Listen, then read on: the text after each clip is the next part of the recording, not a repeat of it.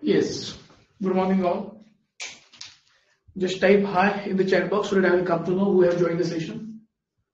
Yes. Now we started resolution yesterday. But before I start, I will ask some questions. मला सांगा composition of forces म्हणजे काय? What do you mean by composition of forces? What do you mean by composition of forces? मला सांगा composition of forces म्हणजे काय? Hello, Abhishek. Can you tell me what you mean by composition of forces? Composition, resultant. That means one force from multiple forces. That's correct. Resultant. So we have to define one force from multiple forces. Correct. And what is resolution? That's correct. That's correct. Yes. And what is resolution? Resolution म्हणजे काय सांगा? What is resolution? Yes. What is resolution? Yes. Many forces from one force. That means we have to resolve it either in perpendicular way or non-perpendicular way. Correct. Components of forces. We have to resolve it either in perpendicular way or non-perpendicular way. Remember this one. Okay, perpendicular or non-perpendicular way. Correct. मी तुम्हाला 3 points सांगितले होते. Correct. If you remember 3 points. What was the first point? Can you tell me? Easy आहे पण permanent हेच लक्षात ठेवायचं. What is the first point? What was the first point? मी पहिला point काय सांगितला होता?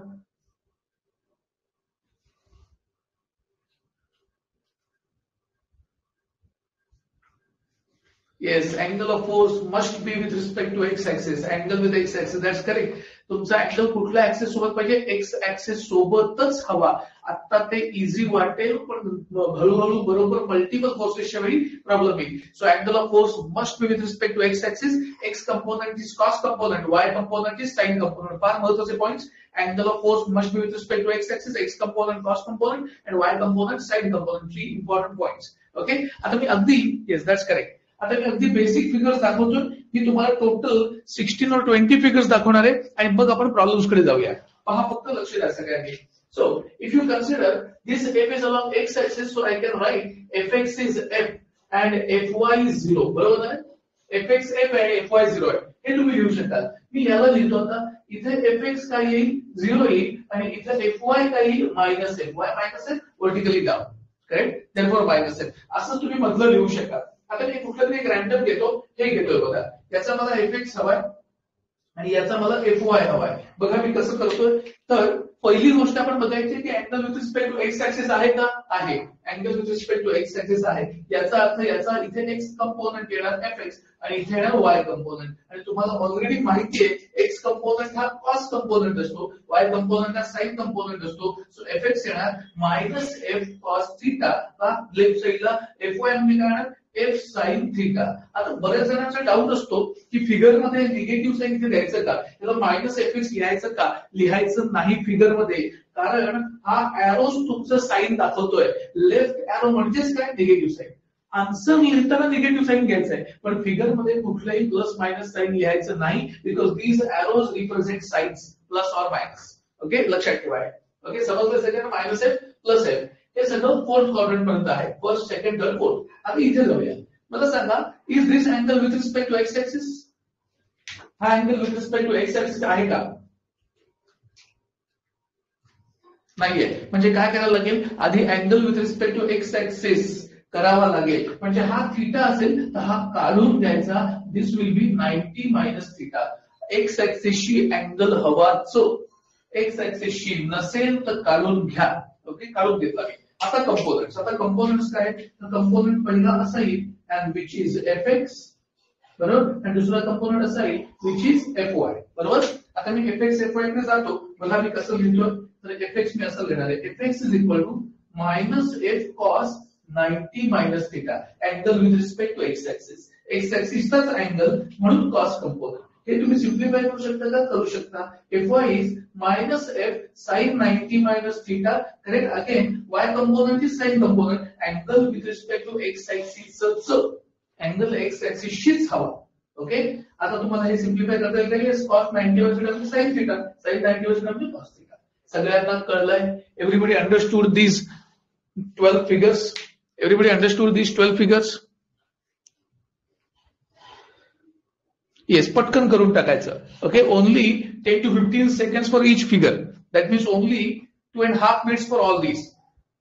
2.5 मिनिटांमध्ये सगळं करून टाका पटकन. यूज कलर पेन्स कंपल्सरी आहेत. ह्याच्या पुढे कलर पेन मॅन्डेटरी वापरायचे. कॉम्प्लेक्स फिगर्स इझी होण्यासाठी कलर पेन्सिल लागणार आहेत तुम्हाला. या झाले काय तिन्ही figures? That means all 12 figures. लक्षात ठेवा, angle with respect to x axis हवा. Angle must be with respect to x axis. X component is cos component and y component is sin component. Yeah, let us go for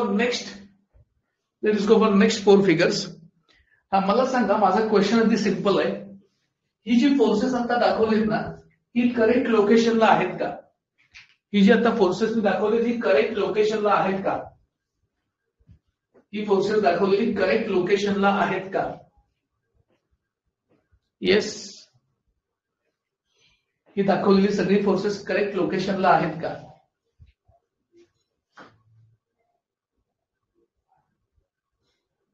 सांगा पटकन.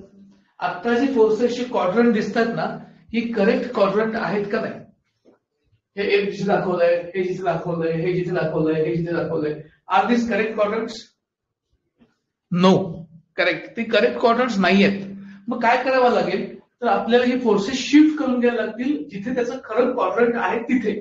म्हणजे कसं? तर for example मी हे force घेतो, हे force मला दिसतंय की हे इकडे जाणार आहे. कुठे जाणार आहे? तर ते सेकंड क्वाड्रंट मध्ये जाणार आहे. एफ करेक्ट सेकंड क्वाड्रंट मध्ये जाणार आहे. मी त्याला शिफ्ट करून घेतलं. मला सांगा, जर मी असं शिफ्ट करत असेल तर हे कुठलं काय वापरलं मी? कुठले रूल, कुठलं प्रिन्सिपल वापरून मी असं शिफ्ट करू शकतो? ते कुठला रूल, कुठलं प्रिन्सिपल वापरून मी असं शिफ्ट करू शकतो? By which rule, by which principle we can shift this like this? Principle of transmissibility. That's correct. Principle of transmissibility. What is principle of transmissibility? We can transfer force on its line of action anywhere, but within the body. मतलब within the body आपण त्या line of action वरती force कुठेही shift करू शकतो, and that is principle of transmissibility. लक्षात ठेवा, इथे आपण काय वापरलं? Principle of transmissibility वापरलं. And if you can check, if this is theta, this will be theta. Okay. पण आता मला सांगा, थीटा एक्स ऍक्सिसशी आहे का? नाहीये. जर वर्टिकली ऑपोजिट अँगल घेतलं तर हा एक्स ऍक्सिसशी नाहीये. तर एक्स ऍक्सिसशी अँगल काय? 90 मायनस थीटा आहे. आणि मग आपल्याला मिळेल एफ एक्स आणि F Y. This will B F x and this will B F Y. मग एफ एक्स काय मिळतं? तर एफ एक्स मिळणार आहे, yes, what will be F x? F x मिळणार आहे minus F cos 90 minus theta. हे सिम्प्लिफाय करायला लागेल. आणि एफ वाय मिळेल F sine 90 minus theta. Correct. F Y positive, F x negative. सगळ्यांच्या लक्षात आलंय काय करायचंय? चारही फिगर्स ना सगळ्यांच्या लक्षात आलंय का? चारही फिगर्स ना आपण काय करणार आहोत? We will use principle of transmissibility. We'll shift the force in the required quadrant. We'll find a corresponding angle with respect to x, and then we'll resolve along x and y axis as cos and sin components. Okay? Yes, पटकन करून टाका ह्या चारही figures. या चारही figures पटकन करून टाका. येस. एक शेवटचे 4 प्रश्न विचारतो आणि मग लिहायला घ्या. Can you quickly tell me? मला पटकन सांगू शकाल ते सगळेजण? पहा नीट. या 5 न्यूटनचा एक्स ऍक्सिसशी अँगल काय घ्यायचा? 5 न्यूटनचा एक्स ऍक्सिसशी अँगल काय घ्यायचा? Can you tell me quickly? What will be the angle of? Yes, 30. Correct. 30 घ्यायला लागेल कारण ते सेकंड क्वाड्रंट मध्ये आपल्याला रिक्वायर. याचा काय येईल? 60 येईल ना? 120 म्हणजे. याचा काय येईल?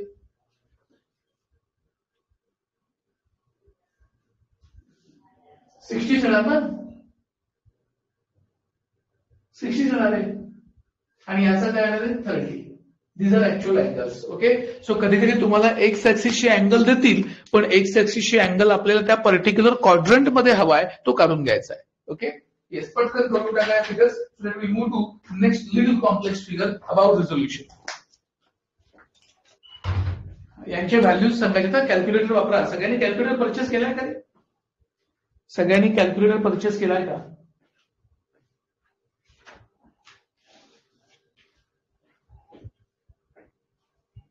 नसेल केलं तर परचेस करून टाका. ईएस सिरीजचा घेऊन टाका.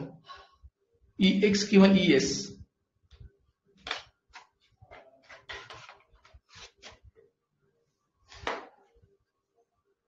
त्यातली कशी फंक्शन्स वापरायची, इक्वेशन्स मोड कसे वापरायचे, मॅट्रिक्स मोड कसा वापरायचा, मी सगळं सांगेन. डिटर्मिनंट पण कॅल्क्युलेट करता येतो. केलाय का परचेस तुम्ही कॅल्सी?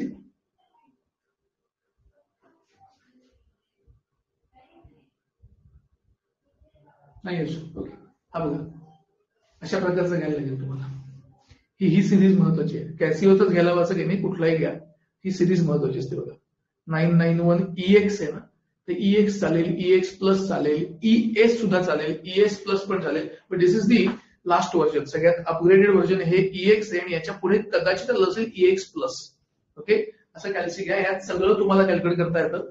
इक्वेशन्स, क्युबिकल इक्वेशनचे सोल्युशन्स मिळतात, 3x3 डिटर्मिनंटचे सोल्युशन्स मिळतात, डिटर्मिनंटचं मॅट्रिक्सचं मल्टिप्लिकेशन येतं, वेक्टर कॅल्क्युलेशन्स येतात, स्टॅटशी टेबल्स येतात, पोलार कन्व्हर्जन्स येतात, डिग्री रेडियन कन्व्हर्जन्स येतात, एव्हरीथिंग. जसं जसं लागेल तसं जसं मी तुम्हाला कॅल्क्युलेट दाखवत जाईल. आता तुम्हाला मॅन्युअली कॅल्क्युलेशन्स करायची नाहीये. 5 cos 30, 5 sin 30. Then 10 cos 60, 10 sin 60, 15 cos 60, 15 sin 60. इथे दोन्ही निगेटिव्ह, इथे दोन्ही पॉझिटिव्ह, इथे x negative, y positive, x positive, y negative. या झालंय सगळ्यांचं. Yes, let us move to next. पहा, आता मी काही इम्पॉर्टंट केसेस दाखवतो तुम्हाला. त्यातली केस नंबर 1. तुम्हाला काही इम्पॉर्टंट केसेस दाखवतो, त्यातली केस नंबर 1 बघूया आपण.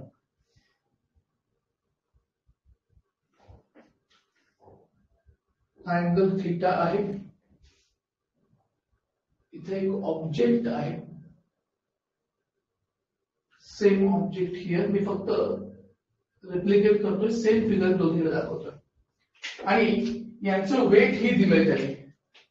So the weight given is mg. Weight given is mg. आता 2 क्वेश्चन्स आहेत, लक्ष द्या सगळ्यांनी. 2 क्वेश्चन्स आहेत. क्वेश्चन नंबर 1 आहे रिझॉल्व दिस वेट. ऐका नीट हा. क्वेश्चन नंबर 1 आहे resolve this weight along her plane and perpendicular to the plane. तर मी काय म्हणतो, resolve this weight along plane and perpendicular to the plane. So along plane आणि perpendicular to plane असं याला रिझॉल्व करायला सांगितलंय. मग काय करायचं, देन इन दिस केस आधी आपण ऍक्सिस डिफाइन करून घेऊया. मी along प्लेन जो आहे ना त्याला एक्स ऍक्सिस म्हणतो आणि परपेंडिक्युलर टू प्लेन आहे ना त्याला वाय ऍक्सिस म्हणतो. असं का केलं, कारण क्वेश्चन होता resolve this weight along plane and perpendicular to plane. फार महत्वाचं चाललंय. मला सांगा, हा अँगल जर थीटा असेल तर हा 90 असेल, मग हा अँगल किती येईल, 90 मायनस थीटा येईल. मग हा अँगल किती येईल, हा थीटा आहे, हा 90 आहे, मग हा 90 मायनस थीटा झाला, मग हा अँगल किती, हा 90 मायनस थीटा असेल तर हा किती, 90 मायनस थीटा. करेक्ट. हा आणि हा अँगल काय असणार, सेमच असणार ना, सेमच असणार, कारण ही लाईन याला पॅरलल आहे आणि ही कॉमन लाईन आहे.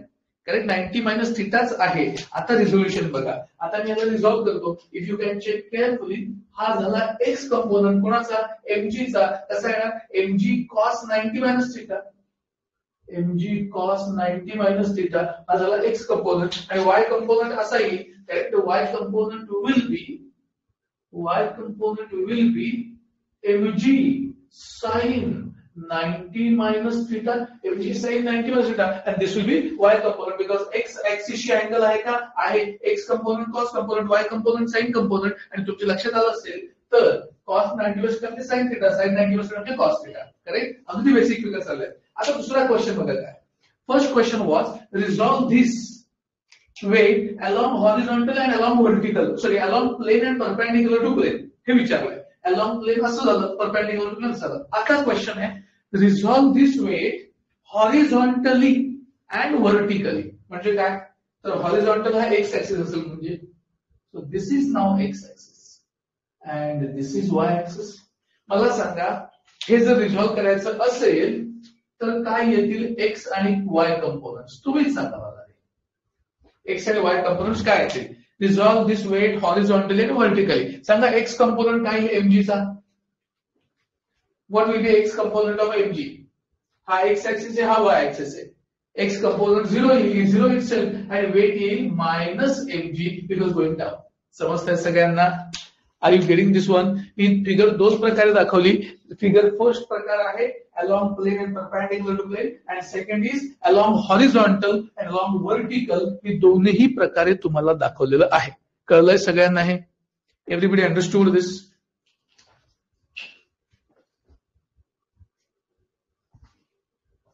हे सगळ्यांना कळलंय?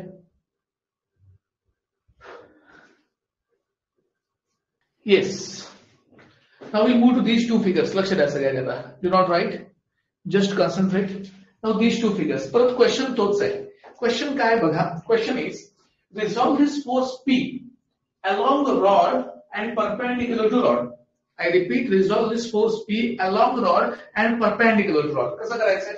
हा जो along rod आहे ना, त्याला मी x axis म्हणतो आणि perpendicular to rod असेल त्याला काय म्हणणार मी? y axis. आता along x axis अँगल काय? अल्फा. म्हणजे x कंपोनंट येणार आहे p cos अल्फा आणि y कंपोनंट येणार आहे p sin alpha. Okay, finished. हा पहिला क्वेश्चन. दूसरा क्वेश्चन नीट आहे का? Resolve this force P along horizontal and along vertical. म्हणजे काय? तर अलॉंग हॉरिझॉन्टलचा अर्थ पॅरलल टू बेस ना, म्हणजे हॉरिझॉन्टल. अँड अलॉंग व्हर्टिकल म्हणजे हा एक्स आणि हा वाय आहे. बरोबर का? अलॉंग एक्स आणि वाय. पण काहीतरी मिसिंग आहे and the missing thing is this angle. सांगा हा अँगल किती आहे?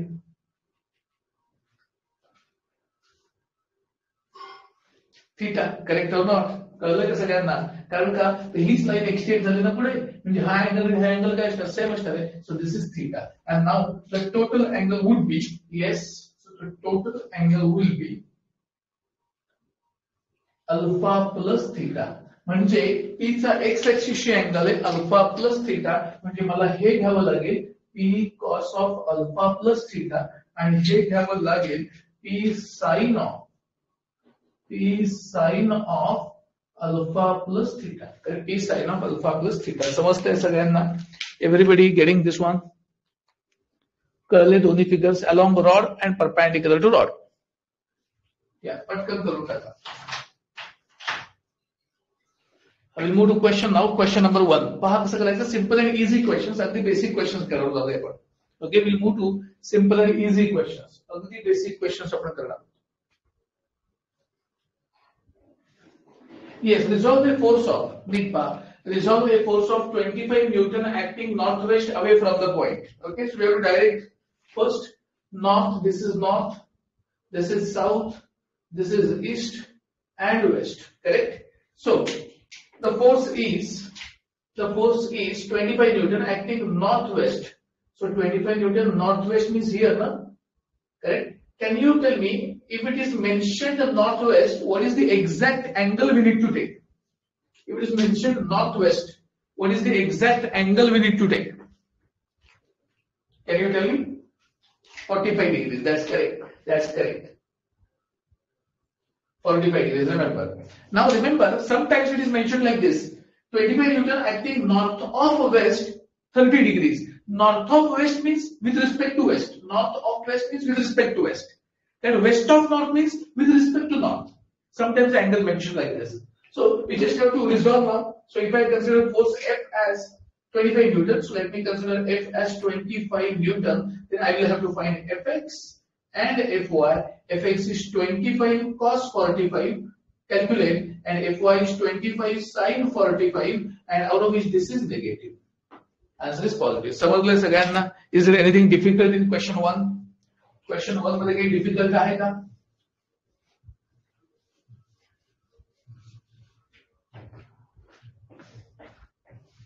या पटकन करून टाका. चलो नेक्स्ट. पुढचा क्वेश्चन बघा. Next question is resolve a force of 50 newton acting from origin to -3,4. पहा आता लक्ष द्यायचं कसं आहे. मी एक्स आणि वाय सिस्टीम अशी काढून देतो. This is X axis and this is Y axis. I will mark 2 points. Okay, त्यापूर्वी मी काही मार्क इथे असे करून देतो बघा. 1, 2, 3, 4. करेक्ट? 1, 2, 3, 4. करेक्ट? असे मार्क करून घेतले. आता ओरिजिन म्हटलंय. ओरिजिनचे पहिला point which is 0, 0 here. And -3,4 म्हणजे कुठे आला बघा पॉईंट? -3,4 म्हणजे 1, 2, 3. हे -3 आहे आणि 4 म्हणजे इथे येणार. म्हणजे इथे येणार point. -3,4, correct? And the force is directed from this origin to -3,4 आणि त्या फोर्सची मॅग्निट्यूड आहे 50 न्यूटन. हा आता मी इथे ड्रॉ करतो dotted line just for reference. मला सांगू शकाल का हा अँगल काढण्यासाठी लागणारी ही दोन डिस्टन्सेस किती आहेत? हा अँगल मला जर काढायचा असेल त्याला आपण थीटा म्हणू पाहिजे तर त्याच्यासाठी लागणारी दोन डिस्टन्सेस, हे डिस्टन्स किती आहे आणि हे डिस्टन्स किती आहे?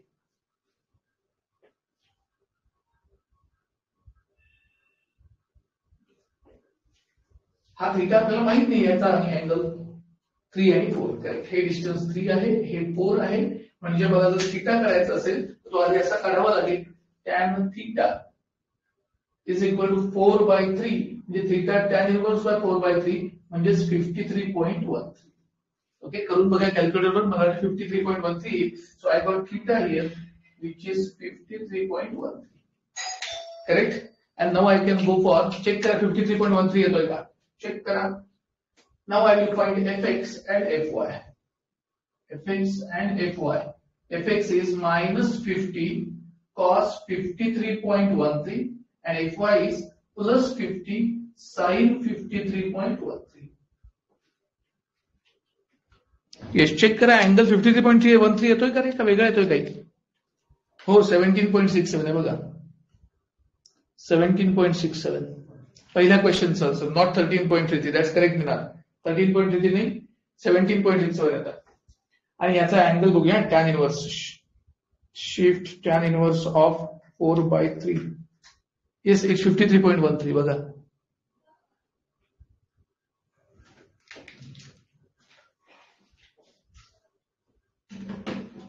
येस, करून टाका लगेच. Then we move to next question. Yes, fx आणि fy फायनली काय आले? fx is 50 cos 53.13. 30 येत आहे. 30 आणि 20 येत आहे का रे? 30 आणि 20 नसेल. 50 sin 53.13. 30 आणि 40. 30 आणि 40 करेक्ट. चलो, let's move to next question. पहा, आपण सगळं बेसिक करतोय, अजून आपण ऍक्च्युअल प्रॉब्लेम्स कडे चाललेलो नाही. I am just doing basic things. तुम्हाला टॉपिकची आयडिया यावी म्हणून हे करतोय. ओके, हे परत बेसिक होणार नाही. एकदा जर डिफिकल्ट प्रॉब्लेम सुरू झाले किंवा हे करायला वेळ मिळणार नाहीये. ओके, पहा आता next question, question number 7. Check this question number 7 now. So 7th question is, resolve a force of 20 Newton into two components which are at right angles, म्हणजे perpendicular components. Right angles अर्थ perpendicular components म्हणजे कुठले? cos आणि sin. In the ratio 3:4.